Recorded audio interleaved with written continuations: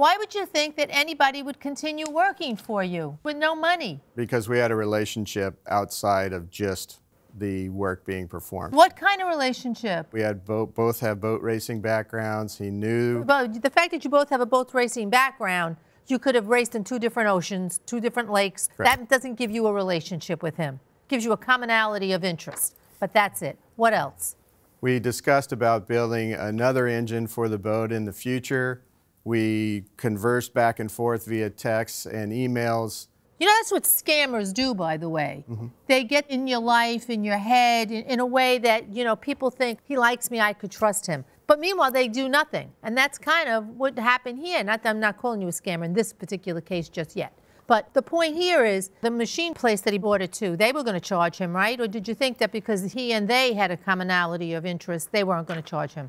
I contacted the machine shop and also Mr. Villegas and offered to pay the machine shop directly and was refused because I was going to put it on a credit card. But you never put anything anywhere. You're one of these guys who should put their money where their mouth is, and you don't. I offered to pay the balance at the machine shop. They denied taking my credit card. It was out of state. So you offered them a credit card that they wouldn't accept. So you didn't do anything. That's like me saying, here's my check, but I don't have any money in the bank. But hold on to it for a while. Come on. You were not paying them with a credit card that they would accept from out of state. I don't know how you want to look at this, but you were not paying them. But now let me say this. Now he pulls the rug out from under you. He says, come and get this, or I am going to do a lien sale on this engine.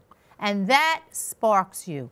How much did you lay out approximately here? Between the machine shop that I had to pay for and between the parts. About $7,000? Approximately $7,000. And those were with the new parts that he's saying were not, right? That's part of so yeah. Let me ask you this, sir. Didn't you pay him $6,597?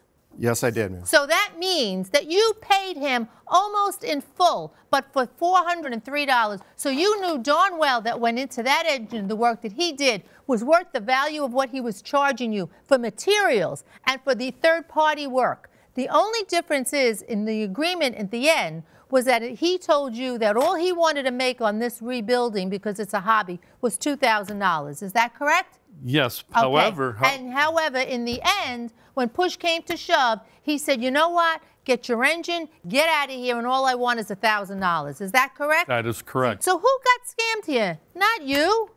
I'm done. I need to ask a couple of questions.